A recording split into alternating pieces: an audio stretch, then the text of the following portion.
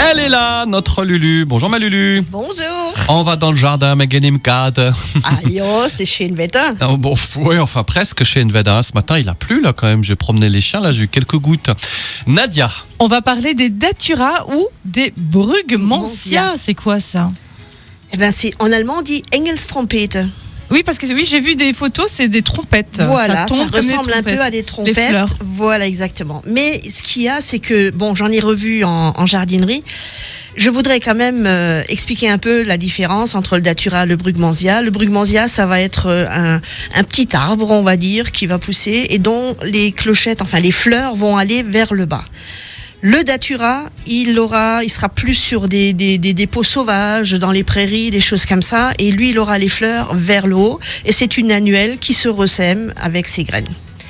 Alors, ce qu'il faut savoir, c'est qu'on va l'acheter donc maintenant. On va la mettre dans un pot. On va la mettre dans un pot bien grand parce qu'il faut veiller à ce que vraiment le terreau soit bien humide quand les grosses chaleurs vont arriver.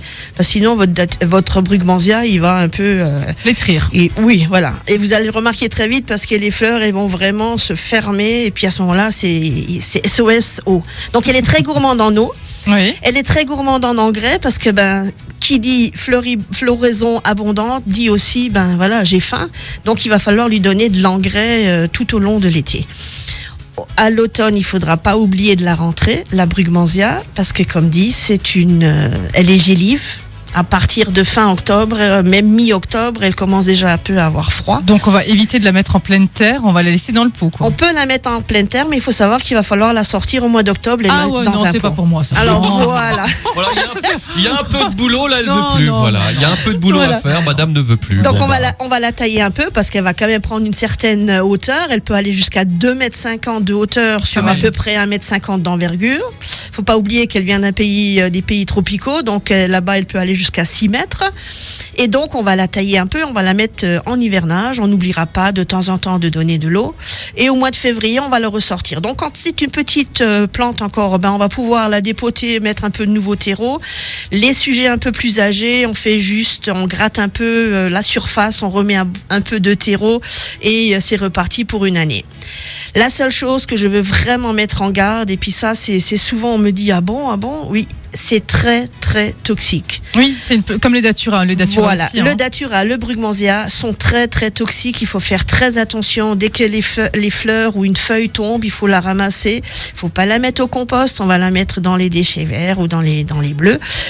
Mais on essaye de pas laisser traîner parce que dès que vous prenez en main et que vous avez un peu de sève qui va venir sur votre main et que vous touchez les yeux ou la figure, c'est vraiment C'est la toxique. catastrophe. Donc attention très pour les dangereux. enfants, Donc, les c'est- animaux domestiques. Voilà, c'est pour ça que je dis, on en trouve encore. Moi, personnellement, j'en ai plus parce que d'une, elle est trop gourmande et de deux, c'est trop dangereux à cause des petits enfants.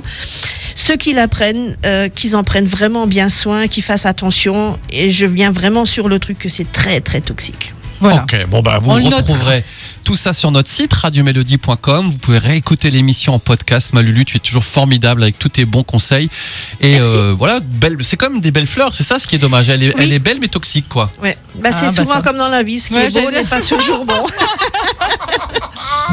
Et n'hésitez pas à découvrir l'atelier de Lulu, fairfolie.fr et à Putelange. À dans 15 jours. À dans 15 jours.